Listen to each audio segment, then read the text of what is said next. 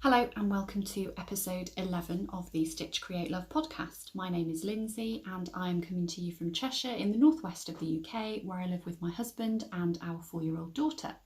You can find me on Instagram at Stitch Create Love, where I tend to post quite regular updates, crafty stuff, life stuff, garden stuff, lots of different things. So if you are on Instagram, it will be lovely to see you over there as well. I am on Ravelry. I'm rubbish at putting my projects up. I don't do it, but we do have a Ravelry group for the podcast, which I will pop details of in the description box below, for Makealongs and things like that, which I'll be talking a little bit more about today. And I also have an Etsy shop, Stitch Create Love, and again I'll put details of that in the box below. And there's lots of things going on in there, and rather than me ramble on about it now, I'll leave that until I talk about shop news a little bit later on in the podcast. I think that's all I need to say about where you can find me. I've got my notes now, so I should stop wondering whether I've said everything that I need to say to you. How are you all? I hope that you are all well. If you are a returning viewer, then welcome back. It's lovely to have you back here with me again. And if you are a new viewer, then welcome. It's lovely to have you here with me, and I hope that you enjoy what you see. I tend to do podcasts about every fortnight, although it has been a little bit longer between the last episode and this episode, and I also do sewing tutorials on this channel as well. So if you do enjoy what you see, then remember to give me a thumbs up and like and subscribe to the channel so that you can stay up to date with what's going on around here in future. So we are going to be talking about today, she says, looking very diligently at her notes. We're going to be talking about some finished objects, some works in progress, some plans, and that's going to include make-along details and also information about my shop. I'm going to do a bit of sharing the love, and I'm going to do a little bit of chat, although to be honest I think I tend to ramble and chat throughout, so yeah, anyway, there are some actual real podcasty things in here as well as all the rambling. So before I do get started, however, of course I have to ramble on about something. I feel a bit disjointed today. As you'll notice, I'm filming again in a slightly different setup. I was going to go back into the kitchen to film today, which is where I always used to film when I first started podcasting, but it's a very nice sunny day and I'm sitting inside filming a podcast on it. And there's a lot of light in that room, and every time the sun came in I was getting glare on my glasses and it just wasn't right. So anyway, I've come in here and the light isn't as good in here because I normally sit in this room but on the sofa, which is over there. But what I've done is I've propped you up on a stool and I'm facing the window. So hopefully when I'm showing you things, the light will be a little bit better so that you can see them. If not, I'll just pop photos up on the screen and we'll go along from there. So I'm going to stop rambling because it's already just ridiculous, and we're going to start with finished objects. And I think I've just kicked the stool that you're sitting on, but anyway, so finished objects. The first finished object that I have to show you as she disappears from shot is my Soul Sister socks. So I will pop one on the blocker and I will talk to you about the other one. So the pattern is a paid for pattern, and it is by Jooles of So Sweet Violet and Amy of Taylor S Studio, and I think they did it a couple of years ago, and I think it's kind of Jooles's basic kind of sock recipe, if you like, and Amy sort of came up with the lace pattern down the front. So you can't see the lace pattern down the front very well on the blocker, so if I just pop it onto my hand there, you can see the pattern a lot better. So that's the pattern, and then the yarn was very kindly gifted to me by lovely Kathy of the Whatnot podcast, and I've shown these before. She sent a mini set for me as a gift and another set for me to give away, which I announced the winner of last time, and that is being posted out this week, Sunday, if you're watching. And things have just been a little bit chaotic, so it is coming out to you, don't worry.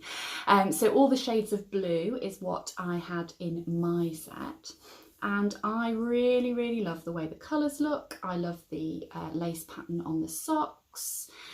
I really like the contrasting toe and cuff, but they are a little bit on the tight side. It's nothing to do with the pattern, it's me, and I've kind of come to the conclusion, well, I think I've worked out what it is, and I know how I'm going to try and solve it next time. So this is the first pair of toe-up socks that I have done. And I've spoken about this on here before. I much preferred doing toe up. I found it much quicker. I don't like ribbing, so having to start off with that just makes the whole thing seem really slow. So the toe came together really, really quickly. This is Jooles' beanie toe, which was a little bit fiddly to start with. Somebody asked me about on Instagram how difficult it was. It was a little bit fiddly to start with, but the more you did it and the more you kind of did the techniques that were involved in it, it got easier as it went along. So that came together really quickly. And then it's a 4-row pattern repeat. The pattern is only on the front, which is really nice, so you're just knitting on the back all the time, so it just makes it a little bit quicker.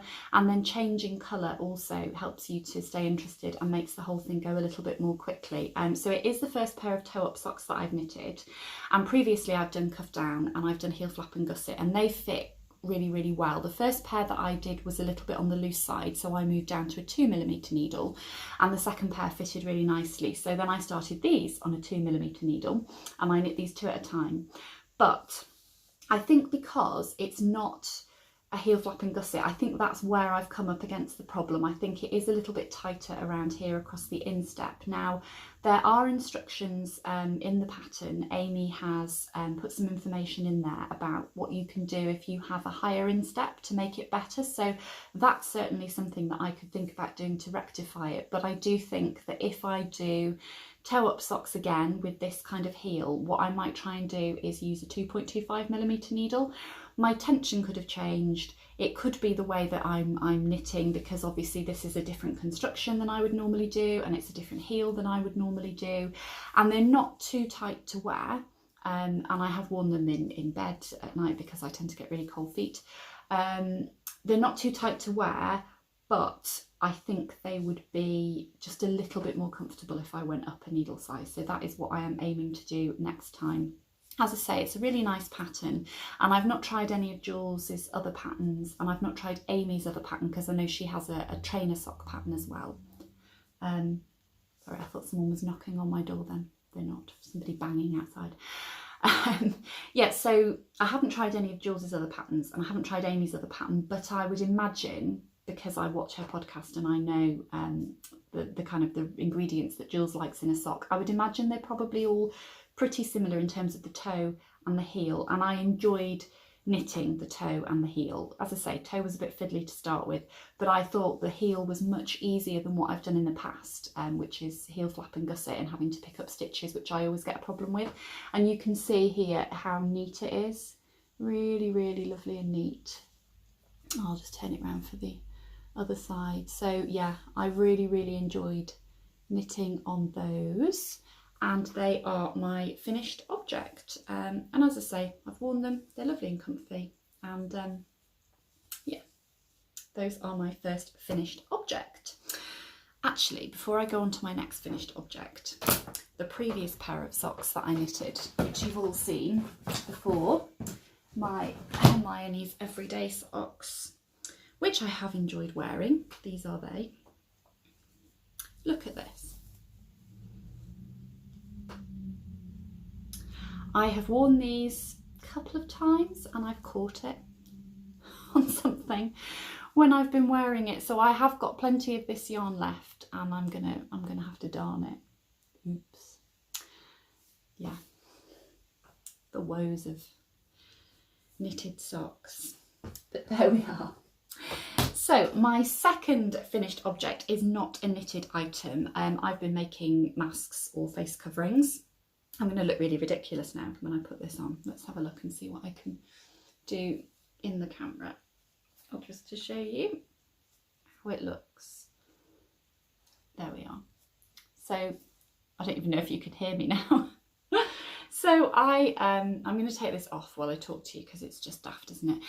I'm not sure whether it's from today or whether it's from Friday, but it's certainly as of this week in the UK we are required to wear masks in all shops, and I think really if you're kind of out and about in public, you should really be wearing a mask, I think is the scientific advice. Let's not go into the government advice or non-advice, as the case may be. So yeah, we're going to have them if we go into shops, so into supermarkets and things like that. And I think really if you're in any kind of enclosed space, you know, if you're not just walking around out in the open, then I think the idea is that you're supposed to have a mask. So I have made some for me, I've made some for my husband, and I've made some for my daughter, even though she doesn't require them, because I think if you're under 11 you don't have to have one, but I think it's kind of good practice for her to have one, and it also helps with her being aware that other people are wearing them, and if she's got one then it's a little bit less scary for her. So I did those, and I have made some for a friend as well. I'm not going to be making any to sell. I don't think there's anything wrong with people who do, whether it's to make an income for themselves or to make some money for charity. That's absolutely fine, but I'm not doing it because it would make me far too anxious, because I just worry that, you know, somebody might buy one and then not realise that it's not a medical product, and anyway, it just makes me very anxious. So I'm not going to make them to sell. But what I might do is, if people would be interested, is I can do a little bit of a tutorial for how I made one. I'll go and get the pattern actually that I've used for these. I made my own pattern, and I'll talk to you very briefly about that now, but if anybody is interested and would find it useful, then I might see if I can do a tutorial for you to follow. So they're just made out of cotton. So this is a 100% cotton fat quarter that I got from Aldi a long time ago when they were doing their craft special buys, and this is one of my husband's old shirts, so it's really, really nice and soft.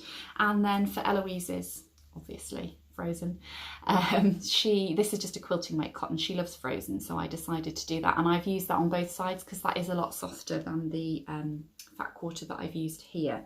So I'm just going to stop recording for a minute and I'll go and get the pattern piece that I used and I'll talk you through it. Right, I'm back.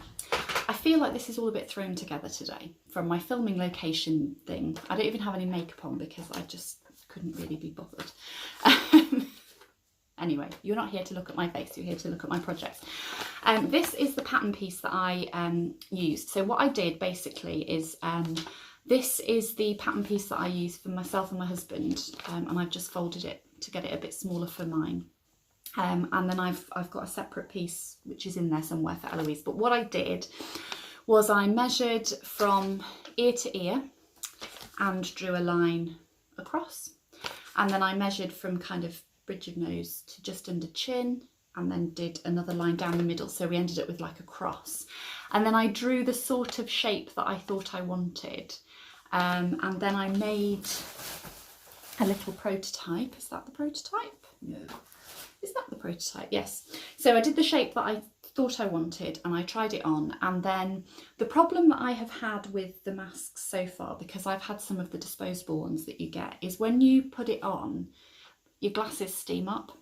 So I thought, well, if I fit it around the nose, then that's not going to happen. So the first kind of prototype that I made, I decided to put a dart in, and I worked out where I needed to have the dart, then transferred that to the pattern piece. So that there is the marking of the dart, and then kind of worked it out from that. So it took probably about 3 or 4 goes to get it exactly right, and then obviously the sizing was slightly different for me and my husband, because my husband needed longer and Eloise's is shorter. So that's the pattern piece that I've used. So here you can see the cross that I did going down, and then I've added a seam allowance here going across, because I have also put in a pivot point here. So what I do is I cut out 2 pieces like this for the front and 2 pieces like this for the back. So 2 for the front and 2 for the back, or 2 for the lining. And then I sew them together, right sides together, down here. And then when I get to here, I pivot and I kind of go off at this angle and I sew to there. And what that does is it fits it around the chin for you, so that it's nice and snug. And then once I've sewn them together, I sew the darts, and then once I've done that, I get my elastic, and again it's kind of trial and error with the elastic, but I get my elastic and I zigzag across the front, attaching the zigzag to the front, and that keeps it in place. And then right sides together, stitch all the way around with a gap for turning, turn it the right way out, and then top stitch all the way around. That's a very kind of quick and basic explanation. If you would like a more detailed tutorial, then I'm happy to try and do that. I would also provide this as a pattern if I could work out how to do it digitally. I'm going to have to think about that. There might be a way that I could do that. But this works for me, and this works for my husband. And what's nice about this is if you put it on, I can get it on. Talk amongst yourselves. If you have it sort of that high up, because it's fitted round the nose, can you see it's underneath my glasses there? And I'm breathing and I'm talking, and it is not steaming up my glasses, and that is what I wanted. I feel very strange talking to you in it, because actually what's become apparent to me since having to wear these is how much we do rely on lip reading. My daughter, when she puts her mask on, it kind of has the same effect as headphones. She just talks really, really loudly. But yeah, you realise how much you rely on lip reading to understand what people are saying. But those are the masks that I've done. This, I think this is actually like knicker elastic. It was just some elastic that I had in my stash, but you can use whatever you have. The one thing that I have noticed is you need to have these as wide apart as possible, because otherwise it kind of makes your ears do that kind of thing. But yeah, I've made some of those anyway, and as I say, if you are interested in a tutorial, I will see what I can do. I'll see if I can find the time to film one of those. It might not be quite as in-depth as some of my others, but I think, you know, if people would find it helpful, then I am happy to do that for you. So that is my second finished object. Was there anything else I wanted to say to you looking at notes about that? No, I don't think so. So we will move on to works in progress. So the first thing I'm going to show you is, I'm sure this has always been in this bag, so this is my bag from Jeanette, who is Crafty Clegs Creations. She sent this to me as a gift, and living in here is my Penelope cardigan, which you have seen before, and which I'm making for my niece's first birthday, and that is this week, so you won't be seeing this again. So I will show you where I am up to, and then I will talk to you about the frustrations that I have had with the pattern. So basically I've done everything but the sleeves, so I still need to do the sleeves, so they're on waste yarn at the moment.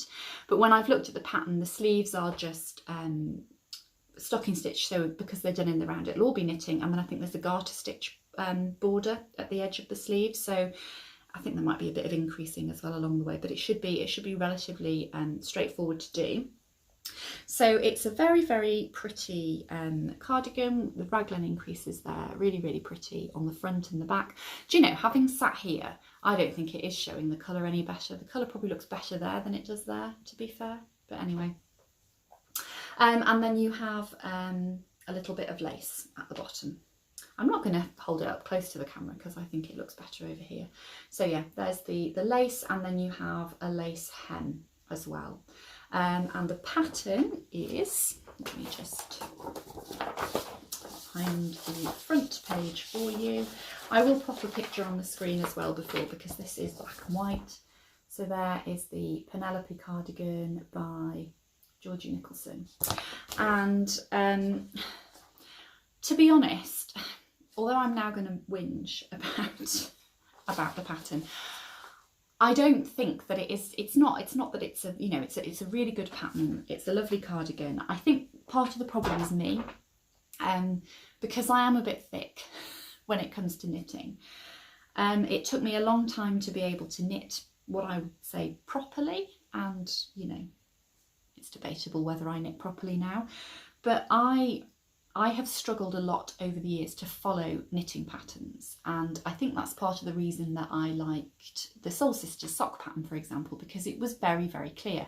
And the Whitmore sweater by Amy Lowden, which I knit earlier in the year and which I've spoken about on here before, in the main it was very, very well written.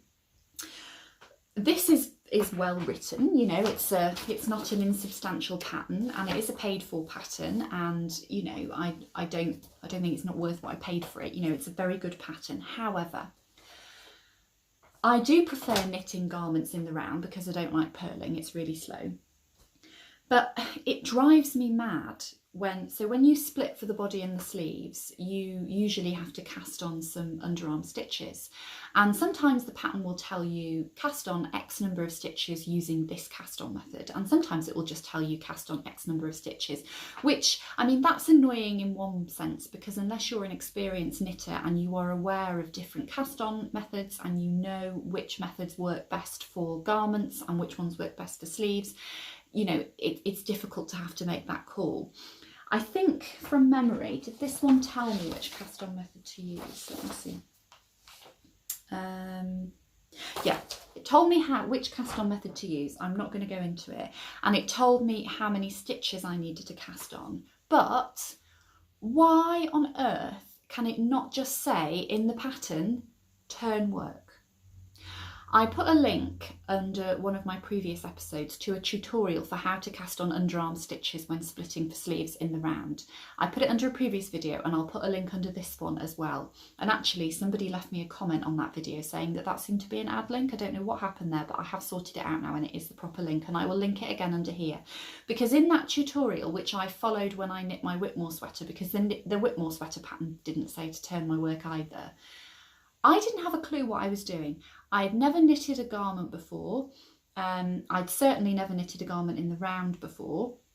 And, you know, unless you are kind of in the know, you don't know that that's what you need to do. And I know that experienced knitters, and I know that people who've knit more than one garment before would realise that you have to turn your work. But it would just make it so much easier for people who want to try things and who are not very confident, for it to say, turn work, for it to explain how to do the underarm cast on. And I mean, okay, arguably it's not the job of a pattern designer, is it, to tell you, to teach you the technique of how to cast on underarm stitches, but I cannot see the problem with those two little extra words going in. Anyway, that was the first issue that I had, but I appreciate that I'm possibly in the minority there with that one. The next issue that I had was on the lace. Now, lace is tricky anyway. Part of the reason I like the Whitmore pattern is because Amy tells you where to put markers, so that every time you do your repeat of your lace kind of work or your lace pattern, then you know that it's between your markers, and so if you've gone wrong, you've only got to rip back between the markers. So this pattern didn't tell you to do that, and it wasn't that difficult to remember, so I didn't put the markers in myself, although I could have done. And it was all going fine until I got onto the lace hem. So you have a lace pattern that does this part, then you repeat it again, which does this part, and then you come onto the lace hem. And it was a little bit confusing because, where are we? So lace hem. So I'm pretty sure that anybody who knits will know that when you're doing a round or a row, you will often have an instruction where you have an asterisk, and then it will say, you know, do this, so knit 3, purl 3, for example, and then it will say repeat from asterisk until end of row or last 5 stitches or whatever. But on one of the rounds for the hem, it just wasn't very clear. There was an asterisk, but then it said repeat until last X number of stitches, but then I didn't have the right number of stitches, but the pattern is right, so yeah, it just wasn't quite right. And then on the last round, is it on the last round? No, it was on the last but one round. It said repeat from asterisk until last so many stitches, but the asterisk isn't there, so I think that might be a typo, so I might get in touch with the pattern designer about that, because I think that should have been in there and it's probably just a typographical error. And then the last thing, it just says cast off loosely on the wrong side, and again, I'm not that experienced, so I don't know which is the best cast off method to use there. I went with a stretchy bind off in the end, which I don't think is right, because it doesn't need to be stretchy, it just needs to be loose. But I do think it's given quite a nice kind of, it's almost like a frilly effect on the bottom. I don't know how that will stand up with washing. It's an acrylic yarn, because I think it's much easier if you're making items for babies and children, for their parents, if you can just give them something that they can bung in the washing machine. But yeah, I mean, it is a nice pattern. This is really pretty. The lace is really pretty. And I mean, if you've knitted, you know, a handful of garments before, you'll have absolutely no problem with it whatsoever. If you can hear barking, it's my neighbour's puppy. Do not even get me started. I like dogs, but honestly, yeah, that's a conversation for another day. And now I can't concentrate because the dog is yapping. Yeah, it is a nice pattern. I would recommend it. As I say, if you've knit a handful of garments before, you'll be absolutely fine with it. But if you are a little more inexperienced, then I would say read it very carefully, and you are kind of feeling in the dark a little bit just towards the end with the lace. But I need to do the sleeves. It is Penelope's birthday this week, and I'm seeing them at the weekend, so it's not going to take me very long to do those. But and I've also got to put the buttons on, obviously, because it has buttons. You can see all the buttonholes down the front there. And I always like choosing buttons. That's nice, isn't it? So I think what I might do is, I had to go and answer the doorbell. What I was saying in a very long-winded manner was that when it's finished, I will take a photograph of it so that I can at least show you a photograph on the screen next time, because it will be a finished object. So that is my Penelope cardigan. I always feel a bit bad when I'm whinging about patterns, but you know, there's no point in not being honest, is there? You know, if I just sat here and said every single pattern that I ever did was completely wonderful and there was nothing I would ever change about it, then it's completely unrealistic. I should have said actually the yarn that I'm using for that is it's just a Hobbycraft acrylic DK weight yarn. Okay, on to my next work in progress, which is, yes, this is one that I'm quite excited about. So this is now living in my fairy bag that my socks were living in before, and I'm very, very excited about this because as at the moment there is no pattern. I spoke a while ago, I think it was back in March, or it could have even been February, about the fact that I would like to have a go at designing my own pattern for a cowl, because a cowl in theory is just a tube knit in the round that you can put your own stamp on and put your own kind of design on. And this has been inspired by, in fact, I'll show you what kind of is the inspiration for it first. So this has been inspired by these yarns here. So let me see if I can put those there so that you can see them. So these are West Green Loft yarns, and these are mini skeins. So Vicky from West Green Loft Yarns had a shop update when she kind of opened her new studio, her new dyeing studio. She did a studio tour on Instagram and she had a shop update at the same time.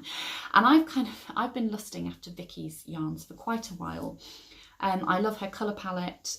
She does lots of lovely colours that really appeal to me and that are my colours, but she's got so many that it's really hard to choose what to get. So I did get a full skein as well, which I'll show you later or perhaps another time. But because I couldn't kind of choose, I got some minis because I think that's a really good way to try things out. So the minis that I got are Margot, Chintz, Serendipity and Ballet Slippers. So this one is Margot. And you can see it's got some lovely brownie speckles in there, and this is named after Margot Fonteyn, who, for those of you who don't know, is a very famous ballerina.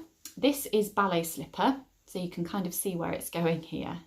And then I think this one is this one is Serendipity because that's got the pink in it, and then the other one is Chintz. And when I got them home, I thought they looked really, really nice all together as a fade. And I think I took a photograph that I put on my Instagram stories of that. So I'll see if I can pop that on the screen to show you. And I've kind of gone down the whole ballet inspiration route here. And I was having a little think about, oh, wouldn't it be lovely to use, you know, the Margot and the ballet slippers in a design or in a project that was kind of ballet inspired. So I have not opened those yet. What I'm doing is, these are obviously, these are sock yarn, so they're 4-ply yarn, and I have got some floof or some Suri alpaca and silk, which I got, in fact I might show you that later, I got from Jane at Hedgerow Yarns, which I'm going to hold together with those to kind of do the main kind of sample, is that the right word, for the pattern. But in the meantime, I'm using some kind of more affordable yarn, shall we say, that I've got in my stash because I just want to have a go at seeing how it knits up. So this is a DK weight yarn, and this is Sirdar Snuggly Crofter, Baby Fair Isle Effect DK, and it is, what is it? 55% nylon and 45% acrylic, and I bought this when I went to Black Sheep Wools in Warrington and met up with Jeanette from Crafty Crags. So you can see it's got kind of similar peachy, pinky tones in there, and this is how far I've got. So this is top down, not bottom up. So let's see if I can show you, because it is on a relatively short circular needle, so it is probably a little bit tricky to show you. First of all, as it is a ballet inspired cowl, I've got my little ballerina progress keeper on there. She is not in my shop at the moment. I am going to get her into my shop at some point, but I've got other bits and bobs that I've been looking into. So I've cast on, and I've done a little bit of a decorative cast on. I don't know how well you can see that. And then I've done these here. Now, I have struggled in the past with bobbles, and this, so I always end up with holes basically, and this, I haven't ended up with holes with my bobbles. And what I was thinking with this was that this reminds me of the kind of the bun, or the chignon, or whatever you want to call it, that ballerinas would have when they're kind of dancing. So that's where I was going with that. And then I really like lace, but I didn't want anything too complicated. This is a really easy stitch pattern to remember, and there is also a lot of just knit in between the rounds where you do your shaping, and I just thought that was lovely and kind of delicate, and almost it reminds me a little bit of this kind of shape that, you know, you have with the ballet arms. And my plan is, when I get down to the bottom, I have another stitch pattern which is like a ballerina in, plie? Anyway, ballerina with arms like this, and then it's going to be kind of scalloped at the bottom. So that's my plan. If I can get it to work out, and if I like it, and it's not that difficult to knit because I won't be able to knit it, and if it looks as I want it to look in the wiggly yarn, the West Green Loft Yarns yarn, and the Surrey alpaca yarn, then I am going to see about getting it released as a pattern. I have no idea of the steps involved in releasing your own pattern. I am going to be pestering other pattern designers that I know to see kind of what would be involved, because I know that you have to have it tech edited, although I'm not even really sure what that means. And I know you have to have it tested, you have to have test knitters, and I've already got 2 lovely test knitters lined up, and I will probably be looking for some more. So yeah, I'm hoping that I will be able to do it. I don't know when I'm going to be able to do it, because, you know, I like what I've got so far, but I'm not even halfway through at the moment. So, but I'm really, really excited about that.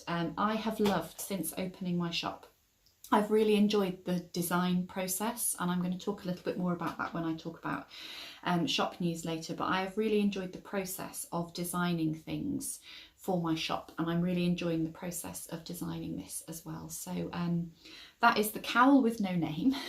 So you can't go and get the pattern, but I would like to hear what you think about it. If you like it, I'd like to hear what you think, and yeah, if you do have any idea about what is involved in releasing patterns, please let me know, because I'm clueless, and I'd really love to do it. It's all fluffy on there now. So yeah, that is my cowl. And then the other thing that I am going to show you that I've been working on is down here. So let me just go and get my basket of goodies. Now, I don't think I'm going to be able to lift this up to show you. If I can't, no, I'm not going to try it. I'm going to pop a picture on the screen.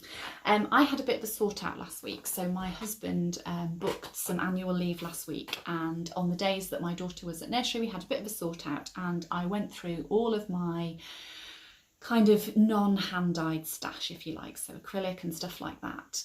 And I've pulled out kind of one of everything and put it in a basket, because they are ideal for knitting this kind of thing. So this is a book by Jean Greenhow, and it's called Knitted Toys, and there are lots of lovely patterns in here. For those of you who don't know, Jean Greenhow, I think she was designing in the 60s, but I think mainly kind of late 70s and through the 80s and 90s, she designed lots of knitted toys, and I didn't really know an awful lot about the patterns. It's one of those things, isn't it? You pick these things up and then they sit in a pile for ages. I've had this book for a long time and I've not knitted anything from it. And there are various other pattern books that she has done, some of which I've got, which I'll have a little flick through with you possibly in a minute. But I decided that I would have a go at knitting the scarecrow from here. So how far have I got? Do you know, now that I want to find the bits and pieces, I can't find them. So it's acrylic yarn, and so the scarecrow's trousers are what you knit first, and so I've done those, and you knit them in 2 pieces and then you seam them down the centre. So that is how they will look, and that effect is achieved by just having the wrong side of your stocking stitch showing, which is very nice. And it was very quick to do because of course we're kind of in miniature here. And then I've also done his red t-shirt and, whoops, the light on there, and started his face. Stop waving the book around, what am I doing? So that is in red and cream. So I think the red's coming out a lot brighter than it is on there. And then the cream is for his face. And I assume, again, that that is going to be seamed at the back and stuffed. Now, this is a revelation for me because, in fact, I should be showing you something else as a finished object. I'm going to go and get it in a minute. When I've made toys in the past, I really struggle with sewing the head onto the body. It always ends up being really, really floppy. So the fact that that is all knitted in one piece is really good for me. And the other thing that I really like about these is that the eyes are not stitched on using yarn. They're actually pieces of felt, because I struggle with faces as well, although I am going to have to do some stitches for his mouth. But I've really enjoyed doing that. It's not something that requires a lot of yarn, and it's not something that requires expensive yarn. You use the same size needles throughout, and it's been quite quick to do. So I'm really enjoying that, and there are some others that I would like to have a go at. Bear with me for 1 minute because I'm going to go and get the other thing that I should be showing you as a finished object. You have seen this before. So I finished this, which is, it's Mary Jane's Tea Room, and it is the Tea Room Bears pattern. And I showed you her before when she had no skirt. And she is called Melody, and I was going to have her sitting on my shelf, on my crafty shelf, where I tend to do all my sewing, but she's been nabbed by my daughter. Eloise has decided that she wanted her, so that's fine. So yeah, I really struggled with this. I mean, it's still a bit floppy. Sorry, shouldn't be doing that, should I? And the arms as well, I struggled a bit with sewing those on, but she's finished. I love her shoes. Mary Jane shoes. So yeah, I finished her off and I put the skirt on her. And the reason that I've kind of been inspired to do all of this, I'm swapping over sections here, I'm going into sharing the love a little bit, is because I have been watching Paula, who is Stitched by Mrs. D. And if you follow me on Instagram, you may well have seen that I mentioned her in my Instagram stories. Something weird happened with Paula and I. I thought I followed Paula on Instagram because Jooles from So Sweet Violet has been doing a magic knot ball along, and Paula had donated one of her little bears that she makes, beautiful little bears, as a prize. And when it was mentioned on Jules's podcast, I thought to myself, oh, I follow Paula on Instagram. And then somehow she came up as a suggestion. You don't need to know all this.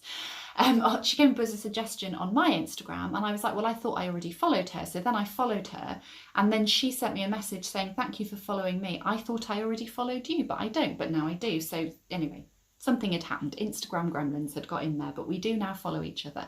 And I realised that she has a podcast, and so I've been watching her podcast, and it is lovely. So I'm sharing the love for Paula.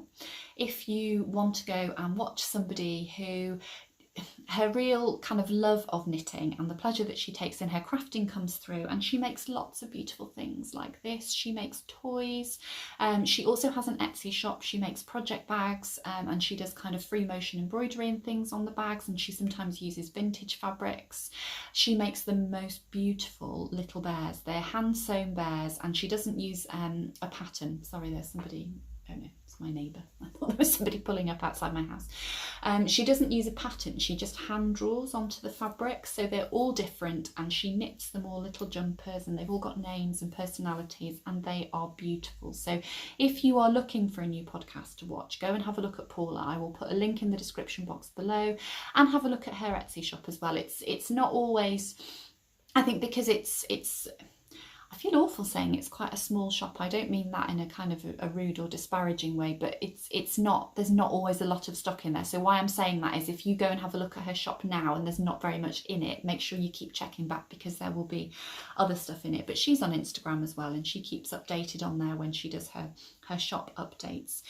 So anyway, she was talking about Jean Greenhow patterns, and I was like, oh, I've got a Jean Greenhow book somewhere, and that's how I've ended up coming to get it out. But before I could do that, before I could cast any of those on, I made sure that I finished this little lady first, and Eloise is very, very happy with her.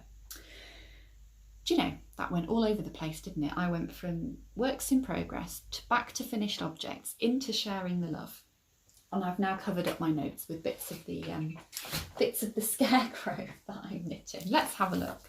So yes, that was my works in progress that I was going to share with you today. So as I'm doing a bit of sharing the love, I'm going to share the love with somebody else as well, because I made a little purchase of some yarn, which I now can't find. Here we go. And I've kept it in the tissue because I wanted to show you how it comes. So it comes wrapped in beautiful floral tissue, and it says thank you for your order on the back, and inside comes with this, which is lovely. And on the front there you can see, can you see? It actually says Wild Rose Yarn, which is where I've made the purchase from, and this is rose. Oh, it smells lovely. Proper rose scent. And I got some minis, because you know that I'm obsessed with minis now, and these are they. So they are called In My Little Garden, and it's 75/25 merino nylon, 5 20-gram minis. There we go. So I saw these on Instagram. I follow Michelle, who is Wild Rose Yarn, and she is on Instagram. She has an Etsy shop, and I'll pop details below. And these are not coming out that well on the screen, I don't think. Again, I'll pop a picture up if not, when I'm editing. And these are all kind of, obviously, as you would expect, garden inspired. I just thought they were really, really lovely colours. So I haven't decided exactly what I'm going to do with them yet. They will either become socks, or maybe they'll become a cowl, or they'll go into a blanket. Oh, and the other thing that they came with as well, let me see if I can just get that to sit right, is a little progress keeper, which is probably not going to focus. Handmade. So really, really lovely. I thought that was really nice. Since I have opened my shop myself, anybody that has bought anything from me will know that I put a lot of effort into my packaging and my kind of extra bits.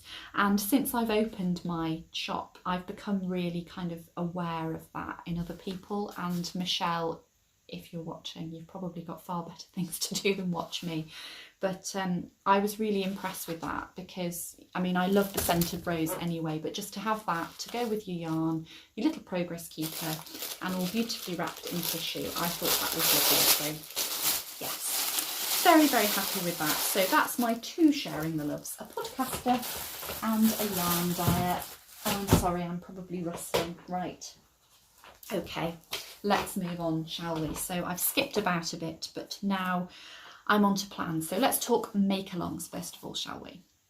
So make-alongs. Do you know, I'm always moaning, or just, well, not moaning really, but saying about how I don't have time to do anything. And I seem to have got myself involved in 3 make-alongs, which is fine, because, you know, I like doing this for the sense of community that it brings. So I am involved in and or co-hosting 3 make-alongs. So the first one is the Zweig knit-along, which I am co-hosting with Kathy from the Whatnot podcast. Now this is something that Kathy and I, we both wanted to knit the Zweig, and we decided that we would cast it on together and we would knit it together. And we just thought that we would open it up to our subscribers of our podcast, and anybody that wants to join in can join in. So if you already have a Zweig on your needles and you would like to finish it off as part of the make-along, as part of the knit-along, then please join in.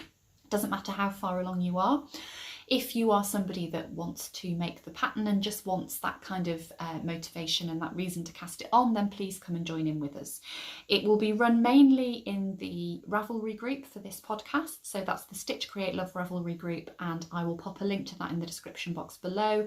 And before I upload this episode, I will make sure that I have opened up a chatter thread for the make along. I don't think I need to be opening up the finished object thread just yet. It starts, cast on is on the 1st of August. So if you would like to join in and you haven't already cast on, then 1st of August is cast on. And if you have already cast on or you want to cast on in advance, then that's fine. But I will open that thread, and that is where the prizes are going to be drawn from. I'm going to have a chatter thread and a finished object thread. So I think we'll draw a prize from each. And sorry, there's a pigeon prancing about outside and it's very distracting. Yeah, the prizes will be drawn from the chatter and finished object thread, and I think Kathy has said that she's going to put up a watercolour painting and possibly some yarn, and I will make a project bag, and I will make a set of stitch markers or progress keepers for that. So that's the Zweig knit along. There is going to be an Instagram hashtag, and it's going to be time to Zweig. I'll pop that on the screen and I'll pop that in the box below. We're not going to draw prizes from that because I don't know how you do that. But if you would like to join in, it's just it's a little bit more instant sometimes, isn't it? Just to post on Instagram if you're joining in. So that's the Zweig knit along starting on the 1st of August. I will pop on the screen the dates because I forget the date that it's going to run until. I think it might be the end of October, but I will put that on the screen and I will put that in the box below. So if you would like to join Kathy and I with that, then please feel free to do so. So that's the Zweig make along. The second make along that I'm involved in is one that I'm just hosting myself. So I'm going to start that as of now. So whatever the date is that I upload this, which may well be Wednesday now, it's going to start from then. And it's going to be the Florence make-along. So if you watched my last episode, then you will know that I had put together some English paper piecing kits, which were in my shop to make Florence. The tutorials, it's in 2 parts. So the tutorial in 2 parts is now up on this channel. So if you have bought a Florence kit, or if you are not buying a kit but you want to follow the tutorial and you want to make Florence, then you can join in with the make along. And what have I said I'm going to do with that? I'm just going to have one thread in the Ravelry group, and it will be Florence make along.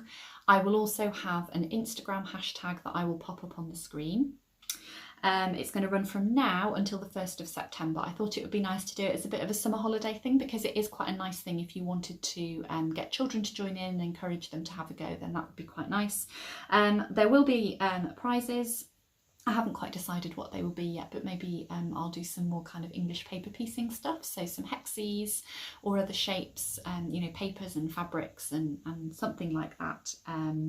But I will do a prize for that. So yeah, if you are joining in because you've got a kit, or if you're joining in because you don't have a kit but you've got stuff at home that you want to use and you're using the tutorial, then please do join in with the make along. It'll just be a finished object thread.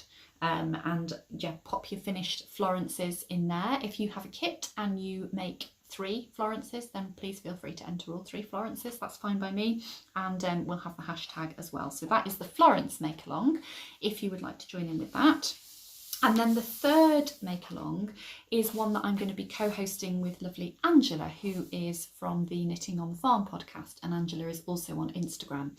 Now, Angela came up with this idea. I can't take any credit for it, but she asked if I would like to co-host it with her, and I'm very pleased to be able to do so, because what we are doing is, and again, I will pop the hashtag on the screen, the Instagram hashtag on the screen for you to see. what's going on here. Christmas Gifts Mal 2020, I think is what we've said. I have it in a separate notebook. Let me just consult my notes. All these notebooks, yeah. Christmas Gifts Mal 2020 is what we're going to have as the Instagram hashtag. And then we are going to have threads in our respective Ravelry groups. So in the Stitch Create Love Ravelry group, there will be a chatter thread and a finished object thread for any project. I should have told you what it is, shouldn't I? The name does say it all. It is a make-along that we are going to run from the 25th of July, Christmas in July kind of idea, until the 25th of November. And it is going to be for all your Christmas gift makes, basically. So yeah, 25th of July to the 25th of November. So we all have people that we want to make gifts for. And if you're anything like me, you have all these ideas of gifts that you want to make people, and then you run out of time because you don't start them until October or November. So we're kind of giving you the opportunity and the excuse and the motivation to start thinking about them now. So any Christmas gifts that you are making for people can be entered into the make-along. So now I'll go back to what I was saying about in my Ravelry group, in the Stitch Create Love Ravelry group, there is going to be a chatter thread and a finished object thread for any makes which are sewn or involve a needle and thread. So for example, sewing, dressmaking, quilting, English paper piecing, embroidery, I'm running out of fingers, cross stitch, needlepoint.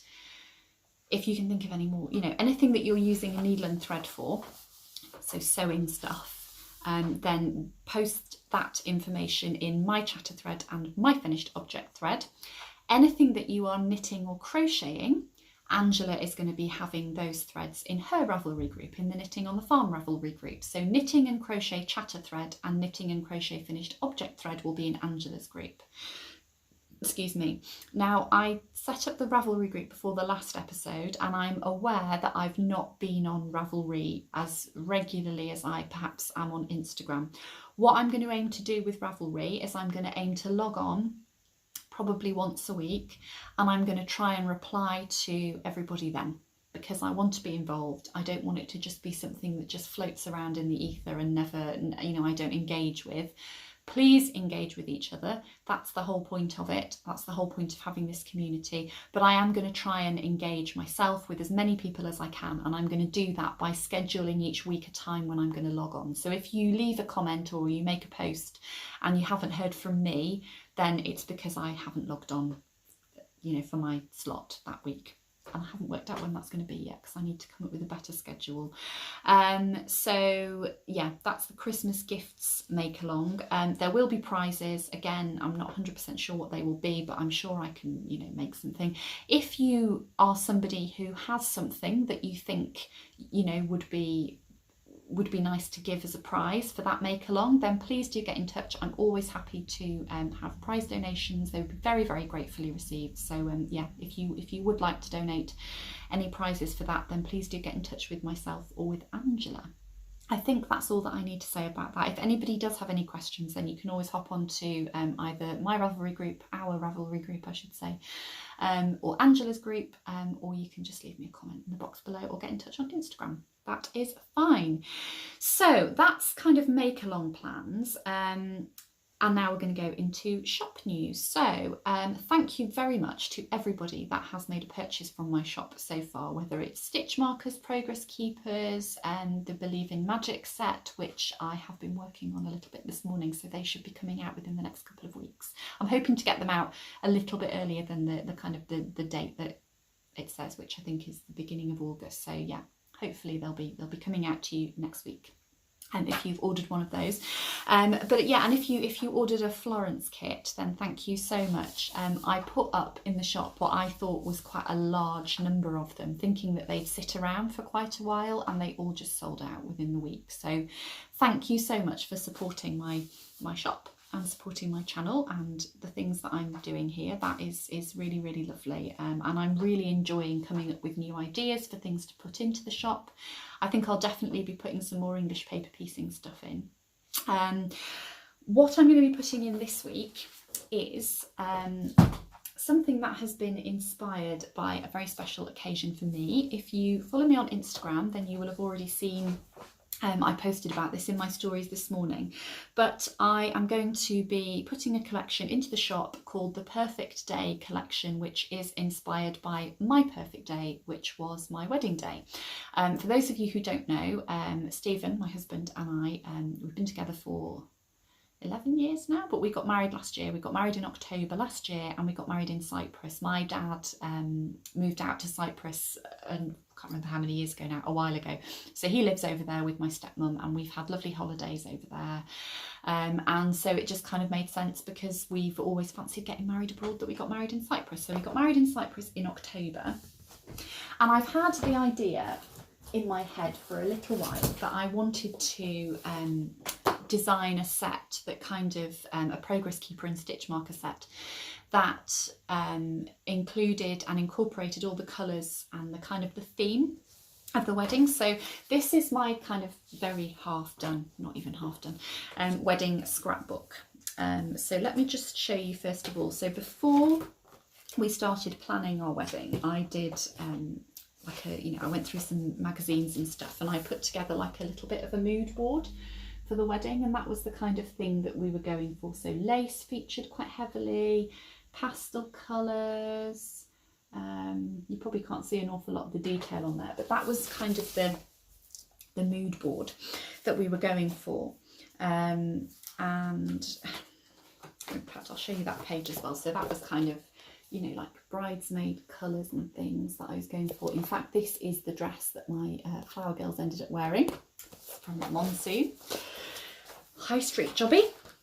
And then if I just show you, so you can see, this is the venue where we got married. It was in a kind of a rustic villa up in the hills, just outside Paphos in Cyprus. So you can see, you can see the kind of thing that I was going for, really. I didn't want to show you pictures of other people's children, so there we are. If I pop that there, so that was my dress, and you can just kind of get an idea of the colours, really. So I have some other pictures that I can show you properly to show you the inspiration behind the set. But let me just see if I can. I've got a nice kind of, here we go. This is a nice spread. So this is the kind of the jewellery and stuff that I wore on the day. In fact, I've got that ring on now. You can see it much better in the photograph. And then this was my bouquet, so you can see the kind of the colours and stuff there. So I'm going to be putting 3 sets into the shop. The inspiration for the first set, which incorporates a progress keeper and 1, 2, 3, 4, 5, 6 stitch markers, and I'll try and hold those up to show you properly in a minute, is the kind of the female participants on the day. So these are my bridesmaids. Ladies, if any of you are watching, you probably don't want people seeing your faces, but so those are the colours of their dresses. And then we had the flower girls as well. So this is Eloise's dress here. You can see the gold and the cream. And then this is my dress, and my dress had like a kind of a blush underskirt, which it's a little bit difficult to see on the photographs. Let me see. I don't know if it's any, you can see it any better on that one, but it's not kind of white. It's got a blush kind of undertone to it. So those colours are the inspiration for this set. Now I'm not sure how well you're going to be able to see these. I will pop some pictures up if it's not focusing very well. So I've got these 3 here, which, where are we going? Which are the, is that any better? Which are the bridesmaids colours. So we've got the green, we've got the pink, and we've got the purple. Maybe if I hold those up, then I'll be able to see. See, I'm just getting in a muddle now. I'm so professional.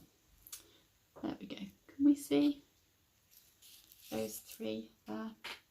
So that's the first part of that set. So you'll get those 3 stitch markers, and these are rose gold findings, and they are stitch markers. This that I've got them on is a 4mm needle, and when I list it I will say what size they'll fit comfortably up to, but I think they'll fit comfortably up to a 5mm needle, but I will put that in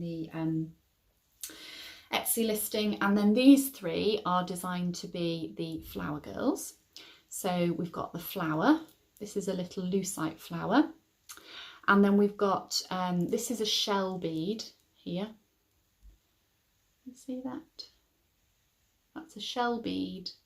And then I've also got a rose quartz. That's a very, very pale rose quartz. And that's something that I always put in my Etsy listings, is because I'm using natural gemstones and natural beads, and then you do get a lot of colour variation. So it's quite a pale pink.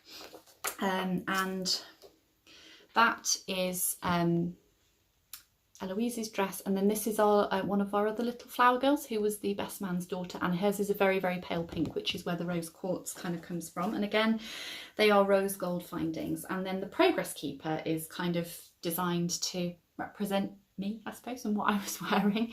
So I've got another shell bead there, but it's a rondelle one at the top. And then this is not a pearl, but it is a pearl toned bead, or a pearl coloured bead here. Let me see if I can show you. If this isn't coming up properly when I edit it, I will pop some photographs on. And then a little heart at the bottom. And that is a Progress Keeper, but again, it fits onto a 4mm needle, so you could use it as a stitch marker. So that is the first set that is going to be going into the shop. That's set number 1. Then set number 2 is just Progress Keepers, because I am aware that there are some people out there who just crochet. You probably can't see me at all now, and who may not want to use the stitch markers. So I've done a set of 3 Progress Keepers, and the inspiration behind these is some of it is kind of similar, in that this is designed to be friends and family. So obviously our friends were some of our my friends were the bridesmaids and the flower girls, and so again I've got that represented in this Progress Keeper here with the colours there, and then I've got this here which is kind of a bit of a representation of the flower girls.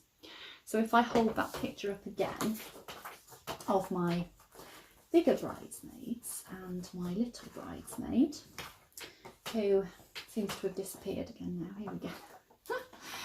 So if I show you, we've got the bigger bridesmaids and we've got Eloise there, and then we've got that Progress Keeper there. And these are silver tone findings this time. And then there were, you know, a couple of people, inevitably, as is the case in any wedding, who were unable to be with us because they've kind of, you know, gone before their time. Stephen's dad is one of those, and so this is designed to kind of represent the fact that there are people being looked after by the angels, the angel wing, who couldn't be with us on the day. That's not showing up particularly well because it's all blowing out, but that is a pearl bead and a little silver tone angel wing charm. Can I show you that any better? And then this one is kind of designed to represent other people who couldn't be with us. I'm not going into it, but I have a very complicated family dynamic, and a lot of members of my family were not at the wedding and sadly don't participate in most of my life.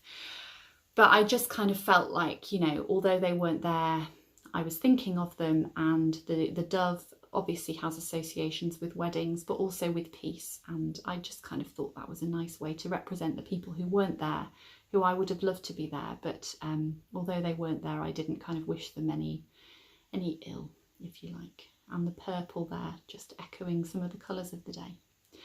So that's the second set, which is your 3 Progress Keepers. And then the final kind of item that I'll be putting in is just a Progress Keeper on its own. But this is kind of, I don't want to say a deluxe Progress Keeper, but this is this contains more stones. It's got more to it than the Progress Keepers that I've done in the past. So this one is designed to represent Stephen and I. Where are we? I should have a picture of myself and Stephen here somewhere, shouldn't I? Here we go, yeah. So you can see, so that's me in my dress there. The light in here is awful, and Stephen wore a grey suit. and his tie, which you can't really see very well on these photographs, but it was like, it had blues and pinks in it. And so for that, I have used these stones. Now these leaves I've not used before. These are lucite leaves, and I think they're really, really pretty. And the reason I've used them here is because I thought they were reminiscent of the skirt of the dress. And you can see there I've got the kind of the colour of the underskirt of the dress there again. And then Stephen is represented by the labradorite, which is kind of the grey colour here with the little puffy heart. And then the blues and pinks in the ties are blue lace agate and rose quartz. Again, if these are not coming up very well, then I will pop some other photographs in to show you. So those are all going to be going into the shop this week, hopefully, and I will keep you up to date on Instagram with when they're going into the shop. So I'll just pop the mound of stitch markers down there. The other things that I want to do in the shop going forward, I would like to do some more sewing kits, some more English paper piecing kits. I'm thinking about doing another set of like a project bag and a notions pouch maybe at some point, nothing definite yet. And I'm also planning on doing a 12 days of Christmas box. I'm hoping that I'm going to be able to include some yarn in that, dyed by a very talented yarn dyer, and I'm going to mix it up. So I want it to kind of incorporate my love of knitting and sewing, so there will be a yarn element to it and a stitch marker and a progress keeper element to it, but there will also be some sewing, some English paper piecing kits in it as well. So yes, watch this space for that. I will keep you updated on that as and when things happen. So that is all of the kind of the plans and the shop news stuff. I'm just looking down here, if you could see the mess that was down here on the floor. So chat, I've chatted a lot. I've probably not got that much to chat about. Eloise is back at nursery 2 days a week, as you know. If you watch my previous episode, and that's been really, really helpful. I think the first week that she was back, I just kind of threw myself at absolutely everything and was like, I've got to do this now. Whereas she was there last week, my husband was off, so it was a bit of a slower pace last week, and she's there today, and I've managed to get quite a lot done today already. So yeah, I'm appreciating the time, and I am appreciating the opportunity to use my kind of creative energies in the ways that I've been wanting to do for a while and not quite felt that I've had the time and the space to do, really. So yeah, so that's happened. She is due to start school in September, so she's very excited about that. What else do I need to chat with you about? I don't think there is anything else to chat to you about, really, because I've waffled on for so long already as it is. Yeah, so maybe we'll leave it there then. I will try and film again in a fortnight. I know there was a little bit of a bigger gap. The tutorial took a lot longer to film than I thought, because I haven't filmed one for a while, and I, got my knickers in a twist about that. But it was, yeah, it's all been good. So thank you very much for watching. Thank you very much for your continued support.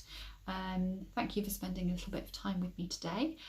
Do let me know how you are. Leave me a comment in the box below. Let me know what you're working on, and if you would like to join in with any of the Makealongs, then head over to the Ravelry group, and I will make sure that those threads are open before this video is uploaded. Stay safe and happy crafting, and I will see you again very soon. Thank you very much for watching. Bye bye.